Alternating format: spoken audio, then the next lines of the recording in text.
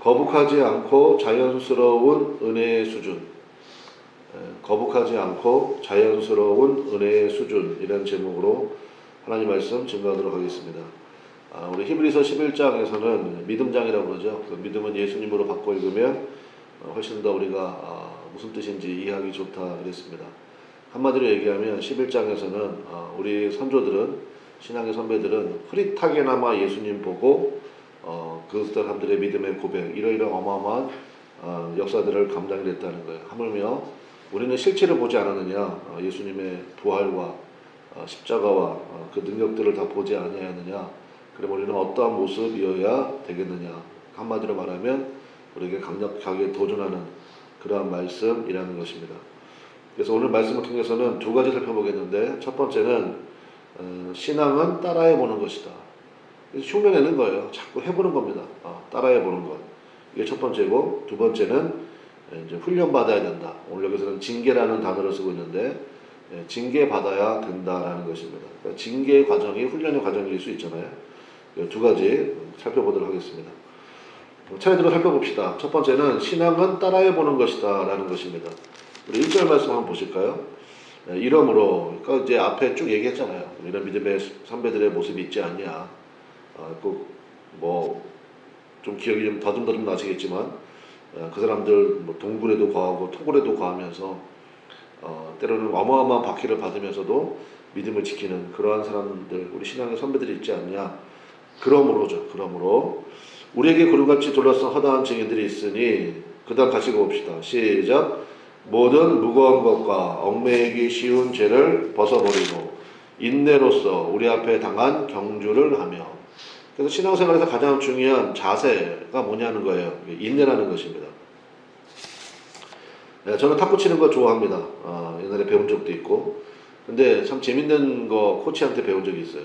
저한테 그렇게 얘기하더라고요. 목사님 그거 아세요? 뭐예요? 그랬더니 탁구 라켓이 있잖아요. 라켓에 규정이 없대요.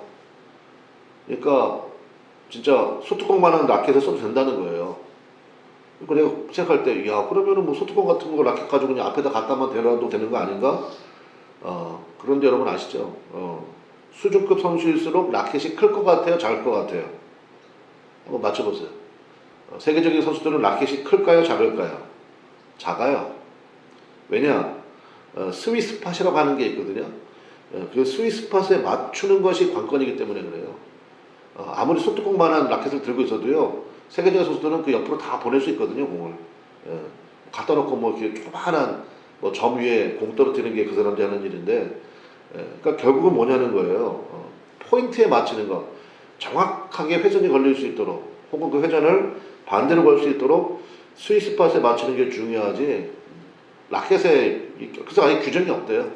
어떤 크게 라켓 쓰든지 관계가 없다는 거예요. 요즘에 TV 보면은 거의 여행 가는 거 아니면 먹는 거잖아요. 제가 가끔 보는데, 그 프로 여행러들이 있죠. 프로 여행러들은 짐이 클까요? 작을까요? 어떨 것 같으세요, 여러분? 내가 어떤 사람 봤는데, 진짜 무슨, 색 같은 거 하나 딱 들고 가더라고. 그러면서 속옷은 어떨 겁니까? 했더니, 예전에 입던 거, 그거 가가지고 입고 버리는데, 이렇게 얘기하고 그러더라고요. 그랬고, 참 대단하다. 그리고 여행이 되더라고요. 그리고 대부분의 프로 여행가들은요, 짐이 작습니다. 그러니까 진짜 몇십 년 만에 한 번씩 나가는 사람이 그냥 캐리어 2개, 3개씩 들고 나가지, 프로 여행가들은 짐이 굉장히 가벼워요. 오늘 말씀이 그거잖아요. 무거운 것과 얽매이기 쉬운 죄를 어떻게 하라고요? 벗어버려야 되잖아요. 벗어버려라. 그래야지 인내로서 믿음의 경주를 우리가 할 수 있다. 우리의 삶이 다 그런 거 아닙니까? 신앙생활이라는 것이 신앙과 생활이 합쳐져야 되잖아요. 믿음의 경주를 하는 거예요. 그러니까 얽매기 쉬운 거, 무거운 거 다 벗어버리라고요. 우선순위를 정해야죠. 우리가 동일하게 24시간 아닙니까? 24시간 가운데 선점해버리는 은혜가 있어야 돼요. 선점해버리는 은혜. 그게 참 중요하다고요. 그래서 오늘 구체적으로 믿음의 경주를 잘하기 위한 대안을 제시하는데, 그게 1절에 나오는 인내. 그러니까 여러분 성경에도 그런 거 표시 좀 하시면 좋겠어요. 그래서 저는 기도노트, 여러분들이 이제 올해 2020년 첫 새벽 기도인데, 조그마한 기도노트, 이제 저 같은 경우는 이런 거거든요. 이런 게 참 좋아요. 이런 거 하나 딱 마련해가지고, 오늘 설교 몇 월 며칠 날짜 쓰고, 설교 제목 써보고, 그러니까 제목만 써도 돼요. 제목만. 나중에 그것만 봐도 기억이 난다고. 뭐가 이렇게 흔적이 있는 게 참 좋은 것 같아요. 예, 저는 이제 노트들이 굉장히 많거든요. 그래고 가끔 이제 제가 영적으로 좀 다운될 때 옛날에 썼던 노트 한번 이렇게 쓱 훑어봅니다. 그러면 제가 막 읽다가 막 은혜 받아요. 내가 이런 설교를 했다고 막 이러면서 막 이건 인간의 말이 아니야 막 이러면서 혼자서 막 은혜 받고 그러거든요. 근데 그런 게 굉장히 중요한 것 같아요. 그래서 여러분도 한번 이렇게 마련해 보시라고요. 목사가 좋으니까 여러분이 시키는 거 아니에요. 그러면 순종하는 마음으로 그것도 한번 해보고 하는 거죠 뭐. 그래서 오늘 설교 제목이 거북하지 않고 자연스러운 은혜의 수준. 히브리서 12장 1절부터 13절 이렇게 딱 해놓고 그 다음에 제가 불러드리잖아요. 첫 번째는 뭡니다. 두 번째는 뭡니다. 다 적으려고 하지 말고 그 힘들어서 못해요. 그러니까 모든 거를 간편하게 할 줄 알아야 돼. 간편하게. 그래야 지속적으로 할 거 아닙니까?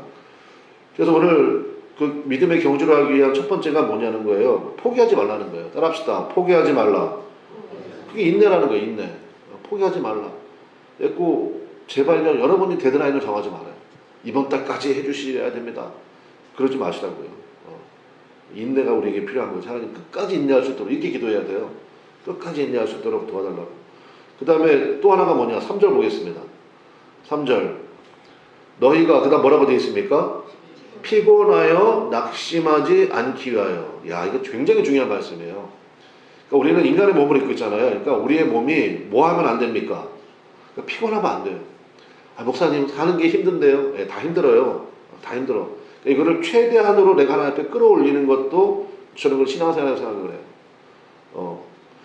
제 선배 목사님들, 은퇴하신 목사님들이 그런 얘기 많이 하셨거든요. 목회를 잘하려면 어떻게 해야 되느냐? 저는 뭐 기도를 많이 해야 된다. 또 뭐 성경 말씀에 대한 뭐 이런 걸 얘기할 줄 알았거든. 그때 아니래. 체력이래. 체력이 있어야 기도도 하고 체력이 있어야 신방도 다니고 목사가 맨날 아파가지고 비빌대고 그러고 힘들어 그러면은 뭐 기도도 안 되고. 근데 옛날에 몰랐거든요. 근데 죄송합니다. 저도 연식이 좀 되다 보니까 이게 무슨 말인지 알겠어요. 옛날에는 여러분도 그런 경우 많이 하셨죠. 밤을 꼴딱 새도 괜찮았어요. 근데 이제는요, 뭐 새벽 1시만 돼도 혹시 이제 가끔 이제 이렇게 오버할 때가 있잖아요. 그 다음날 막 휘청휘청 돼. 이게 참 중요하구나. 그래서 피곤하여, 그 다음에 뭐하고 연결되어 있습니까? 낙심하지 않기 위하여. 그래서 여러분, 낙심될 때요, 사실은 우리의 좀 이렇게 육적인, 우리가 이제 인간의 몸으로 입고 있잖아요. 그러니까 이게 사실 굉장히 중요하다고요. 그래서 여러분, 그 정기적으로 운동하고 하는 거 굉장히 중요한 거예요. 자기의 컨디션 조절할 줄 알아야지. 그 옛날에 뭐 가수들 경연 프로그램 뭐 이런 거 가끔 보고 그러면 그 얼마나 스트레스가 많겠습니까? 그래가지고 이제 어떤 사람이 목을 다쳤다는 거야. 목감기에 걸렸다고 그랬더니 그 스승이 엄청 혼내더라고. 너는 자격이 없다는 거예요. 너 하는 일이 뭐냐? 노래 부르는 사람입니다. 근데 목 관리 하나 제대로 못하는 게 무슨 노래 부르냐고. 그래가지고 이 가사를 가지고 어떻게 다들 돈 내고 와가지고 듣는데 그 사람들에게 무슨 감동을 줄 수 있겠으며 뭐 엄청 진짜 눈물이 막 제가 보니까 눈물 흘리는 것 같아요.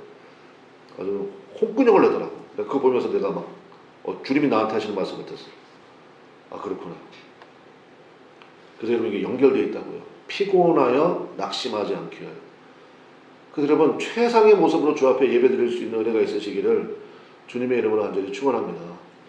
참 중요하다는 거예요. 그래서 낙심과 피곤이 연결되어 있다. 이런 게 다 메시지 아니에요? 그러니까 포기하지 말라. 낙심하지 말라. 그러려면 체력도 중요하다. 그 얘기죠.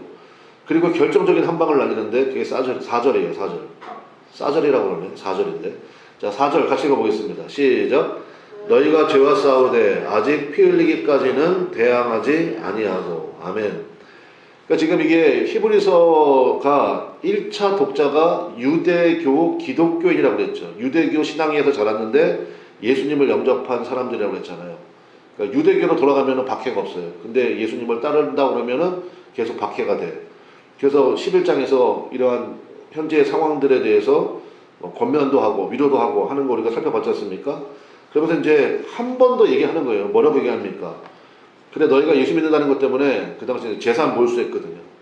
그 다음에 엄청나게 비방받았어. 그 당시에 상인조합이라고 길드라고 있었는데 길드. 기독교회는 거기에 가입이 안 돼요. 그러니까 다른 사람들은 예를 들어가지고 1,000원에 팔 수 있는 걸 이 사람들은 뭐 이중과세 받고 막 그러니까 막 1,500원에 팔고 막 이래야 되는 거예요. 그러니까 이게 경쟁이 되겠냐고. 그러니까 그런 여러 가지 어려움들을 당했다고요. 그럴지언정 이분이 하는 얘기가 뭐냐면 아직 우리 신앙의 선배, 이제 얼굴도 기억하는 사람 많이 있을 거거든. 스테반 집사님. 아, 스테반 집사님 내가 알지. 예, 오순절 마가다라방 거기에 또 7 집사 중에 한 명이었잖아요. 스테반이나 그 다음에 사도 중에 처음으로 순교한 사람이 야고보 아닙니까? 산티아고 순례길 거기 야고보. 스테반이나 야고보처럼 생명을 내놓는 순교까지는 간 적이 없지 않냐. 사실 우리들의 마음이 거기까지, 그러니까 생명을 걸 정도의 간절함과 치열함이 있습니까? 지금 이 얘기거든요. 그러니까 우리가 지금 사실 이 말씀을 오늘 내 영혼을 비춰봐야지. 그냥 뭐 하나 그냥 힘들다 그러면 뭐 해요, 안 해요, 뭐 이런 모습이 우리 가운데 있잖아요. 그러니까 이거 우리가 좀 반성해야 된다. 그러면서 모든 적용의 핵심이 나오는데 여러분 성경에 표시하면 좋겠어요. 2절 보겠습니다. 2절에 보니까 믿음의 주여 또 온전케 하시는 이인 예수를 뭐하자? 바라보자. 첫 번째 예수를 바라보라는 거예요. 두 번째 3절이요. 3절 중간쯤 보세요. 이같이 자기에게 거역하신 일을 참으신 일을 뭐하자? 생각하자. 따라합시다. 예수를 다시 한번 예수님을 바라보자. 예수님을 생각하자. 이거 해야 된다고. 바라보라는 거예요. 예수님 바라보고. 예수님 생각하라는 거예요. 마귀는 생각을 가지고 장난친다고 그랬잖아요. 예수님을 생각하라는 거예요. 여러분의 생각에 말씀을 가득가득 채워야 돼요. 힘들고 어렵고 그런 상황에 있을 때도 그래 십자가 길을 걸어가셨던 그 예수님을 바라보는 거예요. 그 예수님을 생각하는 거예요. 죄인들이 자기에게 거역한 그런 일들을, 그런 비방들을 끝까지 참으시고 예수님께서 마지막 십자가에서 하신 말씀이 그거 아니에요? 저들의 죄를 용서해 주십시오. 저들은 자기가 하는 짓을 알지 못합니다. 그렇게 말씀하시는, 그러니까 스테반 집사님도 그걸 똑같이 흉내냈잖아요. 마지막에 저들의 죄를 용서해 달라고. 저들이 하는 짓을 알지 못한다고. 근데 여러분 그거 아시죠? 스테반 집사님이 그렇게 얘기할 때는요, 지금 자기한테 돌 던지는 사람들, 자기한테 비방하는 사람들도 있지만 그 중에서 하나님의 사역을 감당할 사람이 있다는 것을 봤기 때문이에요. 그래서 그 기도가 나오는 거예요. 저들이 하는 짓을 좀 알지 못하고 저렇게 하는 겁니다. 그 중에 누가 있었죠? 여러분이 잘 아시는 사도 바울이 있었잖아요. 그 중에 사도 바울이 있었다고요. 그러니까 지금 여러분을 힘들게 하고 어렵게 하는 그 사람들이요, 나중에 사도 바울처럼 그 일을 감당할 사람이 있을지도 모르는 거 아니에요? 그러니까 우리는 모른다고요. 그래서 예수님을 바라봐야 되고 예수님을 생각하는 것, 이게 중요하다는 거예요. 이거를 따라해 보라는 거예요. 두 번째, 훈련받아야 된다. 훈련은 여기서 징계라는 말을 사용하고 있는데, 영어 단어가 참 중요하다고 생각합니다. 이 징계라는 단어가 discipline이에요. 근데 여기서 무슨 단어가 나왔죠? disciple이라고 하는 단어가 나왔어요. disciple이 뭔데요? 제자잖아. discipline, 징계받다, 훈련받다, 이 동사에서 disciple이라는 제자가 나왔다고요. 그게 무슨 얘기입니까? 제자는요, 뭐를 통과해야 됩니까? 훈련을 통과해야 돼요. 징계 과정을 통과해야 그게 참된 예수님의 제자가 된다라는 것입니다. 우리나라 교육의 문제, 뭐 여러 가지 얘기할 수 있겠지만, 학습이라고 그러잖아요. 학습. 학자가 뭐죠? 배우라기예요. 습은 뭐예요? 연습할 때 습이에요. 근데 우리나라 교육은요, 학은 있어. 배우기는 엄청 배워요. 근데 뭐가 없어요? 배운 것을 익혀야 될 거 아닙니까? 익히는 과정이 없어요. 그냥 무조건 달달달 외워가지고 그냥 외운 것만 풀어내는 거. 습이 없는 게 우리나라 교육의 문제. 그게 무슨 교육이에요? 반쪽짜리 교육이지. 성도는 두 가지가 다 있어야 됩니다. 열심히 배워야 돼요. 그 말씀을 열심히 배워야 됩니다. 그리고 그것을 연습해 봐야 돼요. 연습의 과정이 있어야 돼요. 그렇게 살아보는 거예요. 그렇게 살아보는 거. 이런 데서 제가 새벽기도 강조를 많이 하잖아요. 새벽기도 강조를 많이 하는 목사 중에 하나인데, 그러면 이제 왜 중요한지 열심히 뭐 제가 설명도 해드리고 그러잖아. 그러면 그거 배웠어. 뭐 해야 됩니까? 해보는 거지. 해보는 거야. 해보면 이제 여러 가지 부작용이 생길 수도 있고, 또 뭐 은혜를 받을 수도 있고, 근데 하다 보면 이제 유익을 많이 느끼게 될 거 아니에요? 그러니까 해보는 거예요. 그러니까 징계를 받아야 된다고 굉장히 오늘 말씀에 보면 터프하게 얘기하고 있거든요. 특별히 5절 말씀에 보면, 5절 보세요. 또 아들들에게 권하는 것 같이, 이게 뭐 아들들이라고 써놨나? 자녀들이라고 써놔야지. 자녀들에게 권하는 것 같이 너에게 권면하신 말씀도 잊었도다 일러스되, 그러면서 내 아들아, 이거 잠언서 3장 11절 12절에 나오는 말씀인데, 이 말씀을 인용하면서 한마디로 얘기하면 뭡니까? 관계에 주목하라는 거예요. 왜 하나님 우리 징계하시냐는 거예요. 하나님은 우리의 아버지가 되시기 때문에. 모든 아들들은 아버지가 잘 되라는 마음으로 징계한다는 거예요. 훈련시킨다는 거예요. 때로는 알면서도 모른 척하고 그 감당해야 돼. 그 시간을 버텨야 돼. 이렇게 한다는 거예요. 왜 그렇죠? 사랑하니까. 만약에 예를 들어서 자기 자녀와 비슷한 또래의 아이가 지나가는데 잘못된 행동을 해요. 그러면 우리는 아유, 왜 저러나, 그러고 쯧쯧쯧 하고 그냥 형 몇 번 참고 지나갈 거 아니에요. 근데 그게 만약에 내 자식이다 그러면 그냥 안 지나가죠. 바로 징계가 들어가지. 너 왜 그렇게 행동하냐고, 왜 그딴 식으로 말하냐고, 뭐 이렇게 할 거 아닙니까?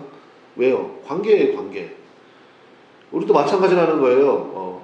그러니까 우리 하나님께서 우리 가운데 훈련의 과정, 징계 과정 두신다는 거예요.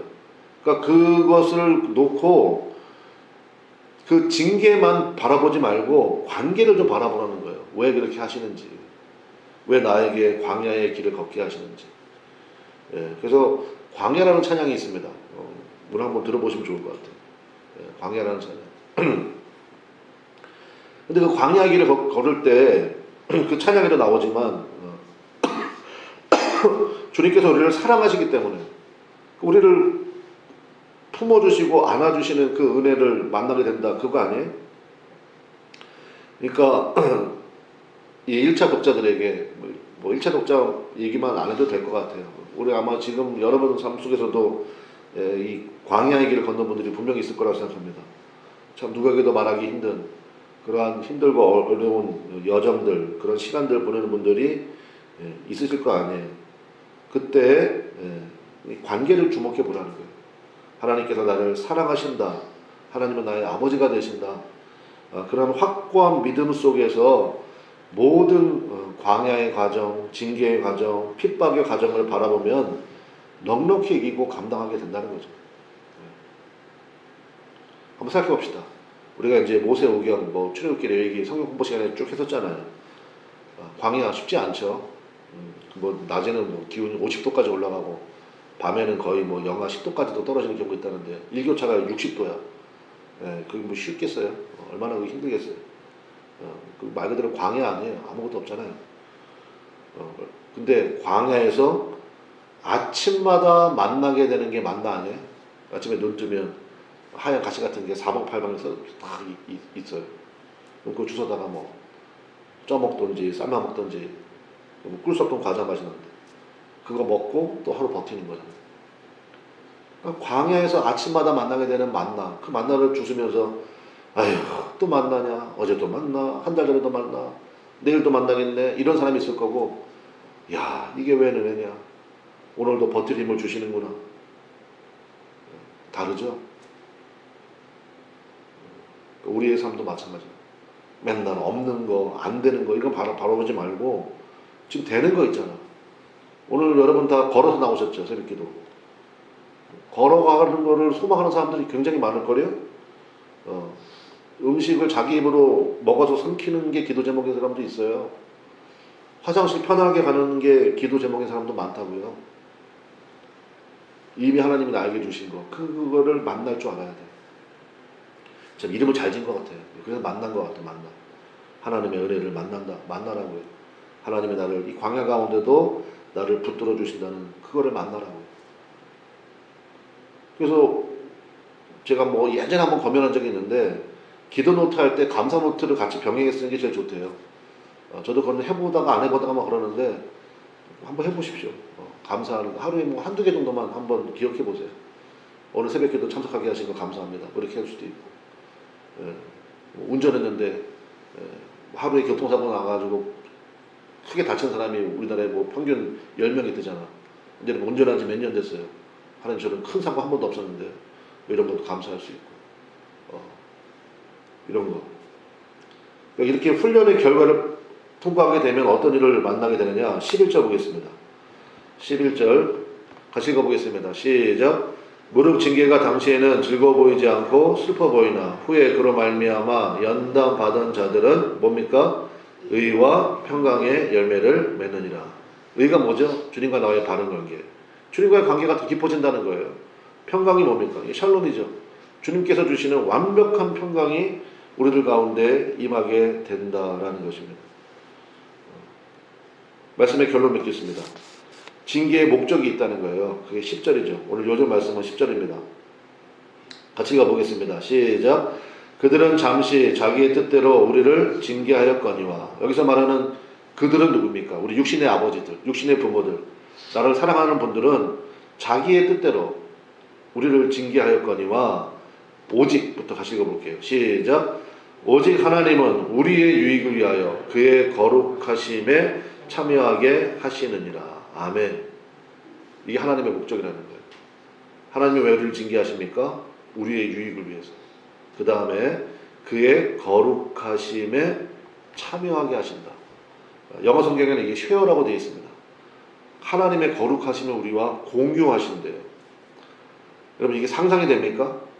하나님의 거룩의 공유예요. 그래서 오늘 설교 제목이 거북하지 않고 자연스러운 은혜의 수준이라고요. 무슨 얘기입니까? 하나님의 뜻대로 사는 것이 거북하지 않아요.